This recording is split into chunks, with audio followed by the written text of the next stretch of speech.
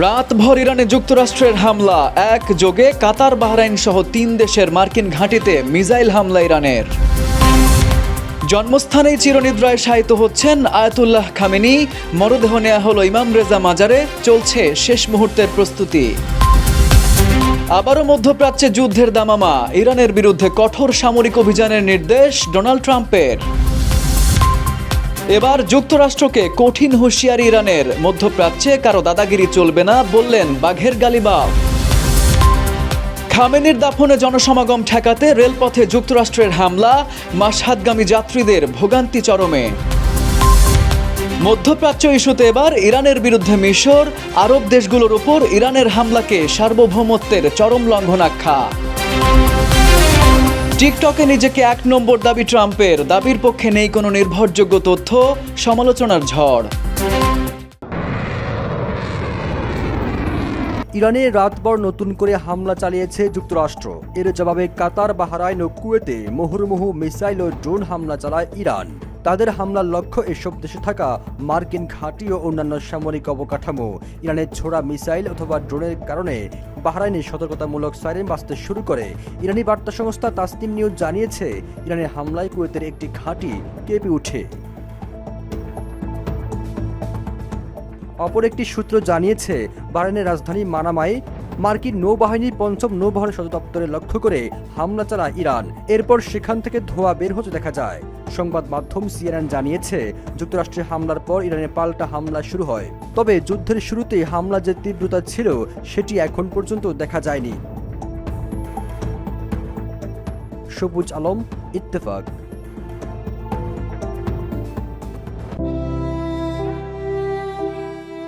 রাষ্ট্রীয় মর্যাদায় আজ চিরনিদ্রায় শায়িত হবেন ইরানের সাবেক supreme leader Ayatollah Ali Khamenei.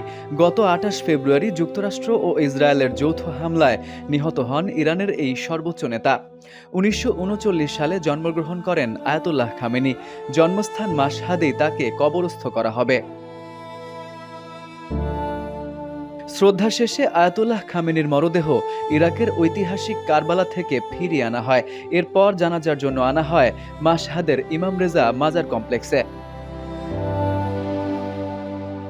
মাশহাদ ইরানের দ্বিতীয় সর্বোচ্চ জনবহুল শহর। এখানে প্রায় 30 লাখ মানুষের বাস। শিয়া মুসলিমরা শহরটিকে পবিত্র হিসেবে মনে করেন। শিয়াদের যে 12 শীর্ষ নেতা আছেন তাদের একজন ইমাম রেজা। শিয়াদের বিশ্বাস, হযরত মুহাম্মদ সাল্লাল্লাহু আলাইহি ওয়াসাল্লামের উত্তরসূরিদের একজন ইমাম রেজা। ধারণা করা হচ্ছে, আয়াতুল্লাহ খামেনিকে ধর্মীয় নেতা হিসেবে স্বীকৃতি দিতে ইমাম রেজা মাজারে দাফনের সিদ্ধান্ত নেওয়া হয়েছে। FU Ahmed, Ittefaq news.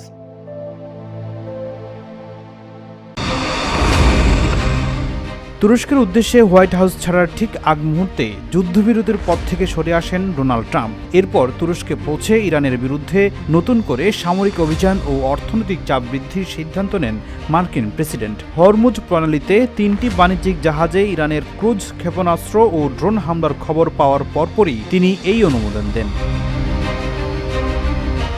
মার্কিন প্রশাসনের শীর্ষ জাতীয় নিরাপত্তা ও প্রতিরক্ষা উপদেষ্টাদের সঙ্গে জরুরি বৈঠকের পর ট্রাম্প জানান, তেহরান আর কোনোভাবেই চূড়ান্ত সমঝোতা বা শান্তি চুক্তির দিকে এগুতে আগ্রহী নয়। তার দাবি, আলোচনার টেবিলে ফিরে আসার বদলে ইরান সামরিক তৎপরতা বাড়ানোর পথই বেছে নিয়েছে। এ অবস্থায় যুক্তরাষ্ট্র নিজেদের অবস্থান থেকে সরে আসবে না বলে ইঙ্গিত দেন ট্রাম্প। তিনি বলেন, ইরান যদি আঞ্চলিক নিরাপত্তা ও আন্তর্জাতিক বাণিজ্যিক নৌপথে হামলা অব্যাহত রাখে তাহলে ওয়াশিংটন আরও কঠোর সামরিক ও অর্থনৈতিক পদক্ষেপ নিতে প্রস্তুত। বিশ্বের অন্যতম গুরুত্বপূর্ণ জ্বালানি পরিবহন পথ হিসেবে পরিচিত হরমুজ প্রণালীতে নতুন করে উত্তেজনা ছড়িয়ে পড়ায় আন্তর্জাতিক মহলেও উদ্বেগ বাড়ছে। এই জলপথ দিয়ে বিশ্বের উল্লেখযোগ্য পরিমাণ তেল ও গ্যাস পরিবহন করা হয়। ফলে সেখানে সংঘাত তৈরি হলে বৈশ্বিক জ্বালানি বাজার এবং আন্তর্জাতিক বাণিজ্যে বড় ধরনের প্রভাব পড়তে পারে। মার্কিন প্রশাসনের এই অবস্থান মধ্যপ্রাচ্যে চলমান সংকটকে আরও গভীর করতে পারে বলে আশঙ্কা করছেন বিশ্লেষকরা। ফখরুল ইসলাম, ইত্তেফাক নিউজ। ইরানের পার্লামেন্ট স্পিকার মোহাম্মদ বাঘের গালিবাফ যুক্তরাষ্ট্রের সাম্প্রতিক হামলার তীব্র সমালোচনা করেছেন। কঠোর ভাষায় বলেছেন, তেহরান যে কোনো হামলার কঠিন জবাব দেবে। সামাজিক যোগাযোগ মাধ্যম এক্সে দেওয়া এক পোস্টে তিনি এ হুঁশিয়ারি দেন। গালিবাফ বলেন, যুক্তরাষ্ট্র এখনও বুঝতে পারেনি যে দাদাগিরি আর প্রতিশ্রুতি ভঙ্গের মূল্য দিতে হয়। পরিষ্কার করে বলছি, তোমরা হামলা চালালে পাল্টা আঘাত পাবে। তিনি আরও বলেন, অকারণে শক্তির প্রদর্শন করবেন না, তাহলে আরও বড় বিপদে পড়বেন। হরমুজ প্রণালী খুলবে শুধু ইরানের শর্তে, যুক্তরাষ্ট্রের হুমকিতে নয়। বুধবার ভোরে দক্ষিণ ইরানে মার্কিন হামলায় ৮ সেনা নিহত হন। দেশটির রাষ্ট্রীয় বার্তা সংস্থা ইরনার এক প্রতিবেদনে বলা হয়েছে, বন্দর আব্বাস ও বুশেহরে যুক্তরাষ্ট্রের হামলায় নিহতরা ছিলেন ইরানের বিমান ও নৌবাহিনীর সদস্য। অন্যদিকে মার্কিন হামলার জবাবে কুয়েত ও বাহরাইনে অবস্থিত মার্কিন সামরিক ঘাঁটির গুরুত্বপূর্ণ অবকাঠামো ও স্থাপনায় পাল্টা হামলা চালায় ইরান। এক বিবৃতিতে আইআরজিসি জানায়, যুক্তরাষ্ট্রের সাম্প্রতিক হামলার জবাবে শাস্তিমূলক প্রতিক্রিয়ার প্রথম ধাপে ক্ষেপণাস্ত্র ও ড্রোন হামলা চালানো হয়েছে। হামলার লক্ষ্য ছিল কুয়েতের ক্যাম্প আরিফজান ও আলী আল সালেম ঘাঁটি, সেই সঙ্গে বাহরাইনের জুফায়ের ও শেখ ইসা সামরিক ঘাঁটিতে হামলার দাবি করেছে তারা। FU Ahmed, Ittefaq news.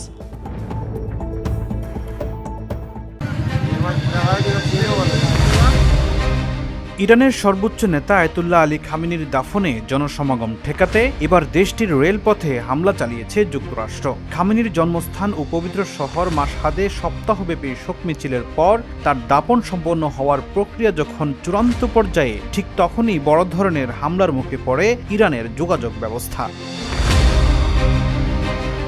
রাজধানী তেহরানের সঙ্গে মাশহাদের সংযোগকারী একটি গুরুত্বপূর্ণ রেল সেতুতে মার্কিন বিমান হামলার পর দুই শহরের মধ্যে ট্রেন চলাচল সাময়িকভাবে স্থগিত হয়ে পড়েছে। এর ফলে খামেনির শেষ বিদায়ে সামিল হতে মাশহাদের উদ্দেশ্যে রওনা হওয়া লাখো শোকাহত মানুষ চরম ভোগান্তিতে পড়েছেন। ইরানের রাষ্ট্রীয় গণমাধ্যম IRIBর বরাত দিয়ে দেশটির রাষ্ট্রীয় রেলওয়ে অপারেটর জানিয়েছে, আক্কালা অঞ্চলের এই রেল সেতুতে বড় ধরনের ক্ষয়ক্ষতির কারণে যাত্রী সেবা সাময়িকভাবে বন্ধ রাখা হয়েছে। বর্তমানে ক্ষতিগ্রস্ত রেলপথটি মেরামতের জন্য প্রকৌশলীদের একাধিক টিম কাজ করছে। ট্রেন চলাচল বন্ধ হয়ে যাওয়ায় মাশহাদগামী যাত্রীদের জন্য বিকল্প হিসেবে সড়কপথে পরিবহনের ব্যবস্থা করার চেষ্টা করছে প্রশাসন। এদিকে ইরানের প্রভাবশালী সামরিক বাহিনী IRGC এই হামলার তীব্র নিন্দা জানিয়ে বলেছে, আয়াতুল্লাহ খামেনির দাফন প্রক্রিয়াকে বিঘ্নিত করতে এবং বিশ্ববাসীর দৃষ্টি অন্যদিকে সরিয়ে নিতেই ইচ্ছাকৃতভাবে মার্কিন বাহিনী আক্কালার এই রেল সেতুতে হামলা চালিয়েছে। ইতিমধ্যে ইরানি গণমাধ্যমে প্রকাশিত এবং CNN-এর মাধ্যমে ভূ অবস্থান নিশ্চিত হওয়া বেশ কয়েকটি ভিডিওতে আক্কালা সংলগ্ন এই রেল সেতুর ব্যাপক ক্ষয়ক্ষতির চিত্র দেখা গেছে। অন্যদিকে মার্কিন সেন্ট্রাল কমান্ড এক বিবৃতিতে জানিয়েছে, তাদের বাহিনী ইরানের উপকূলীয় অঞ্চলে প্রায় 90টি সামরিক লক্ষ্যবস্তুতে নিখুঁত হামলা চালিয়েছে। তবে ওই বিবৃতিতে আক্কালার রেল সেতুতে হামলার বিষয়ে কোনো উল্লেখ করা হয়নি। ফখরুল ইসলাম, ইত্তেফাক নিউজ। মার্কিন হামলার জবাবে কুয়েত, বাহরাইন, পারস্য উপসাগরীয় আরব দেশগুলোর উপর ইরানের হামলার তীব্র নিন্দা জানিয়েছে মিশর। এই হামলাকে সার্বভৌমত্বের চরম লঙ্ঘন এবং আঞ্চলিক স্থিতিশীলতার জন্য অগ্রহণযোগ্য উস্কানি হিসেবে আখ্যা দিয়েছে কায়রো। আল জাজিরার এক প্রতিবেদনে এই তথ্য জানানো হয়। বুধবার মিশরের পররাষ্ট্র মন্ত্রণালয় থেকে জারি করা আনুষ্ঠানিক বিবৃতিতে বলা হয়েছে, আরব ভ্রাতৃপ্রতিম রাষ্ট্রগুলোর নিরাপত্তা বিপন্ন করে এমন যে কোনো পদক্ষেপকে মিশর দৃঢ়ভাবে প্রত্যাখ্যান করেছে। একই সঙ্গে অঞ্চলের শান্তি বজায় রাখার জন্য সব পক্ষকে সংযম অবলম্বন ও উত্তেজনা হ্রাসের আহ্বান জানিয়েছে কায়রো।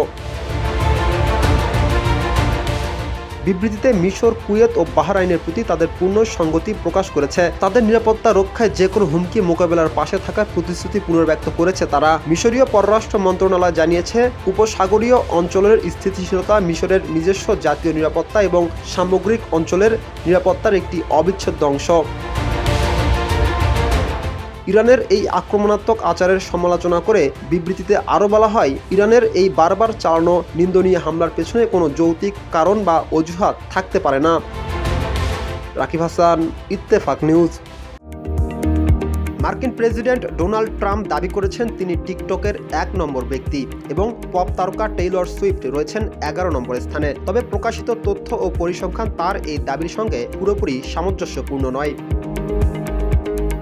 হোয়াইট হাউসে এক সংবাদ সম্মেলনে ট্রাম্প বলেন, নতুন প্রকাশিত পরিসংখ্যান অনুযায়ী তিনি টিকটকের সবচেয়ে জনপ্রিয় ব্যক্তি। বক্তব্যের সময় তিনি মজা করে টিকটককে টিক ট্যাগ বলে উল্লেখ করেন। তবে এর আগের দিন নিজের সামাজিক যোগাযোগ মাধ্যমে যে তথ্যচিত্র তিনি প্রকাশ করেছিলেন সেখানে এমন দাবি করা হয়নি। ওই তথ্যচিত্রে ট্রাম্পকে টিকটকের সবচেয়ে বেশি অনুসরণ করা বা সবচেয়ে বেশি দেখা বিশ্ব নেতা হিসেবে উল্লেখ করা হয়। অর্থাৎ তিনি কেবল বিশ্ব নেতাদের মধ্যে তুলনা সব টিকটক ব্যবহারকারী বা তারকাদের নয়। ফলে টেইলর সুইফটের মতো কোনো সঙ্গীত শিল্পী ওই তারকার অংশ ছিলেন না। এছাড়া তথ্যচিত্রে সুইফটের 11তম অবস্থানে থাকার কোনো উল্লেখ ছিল না।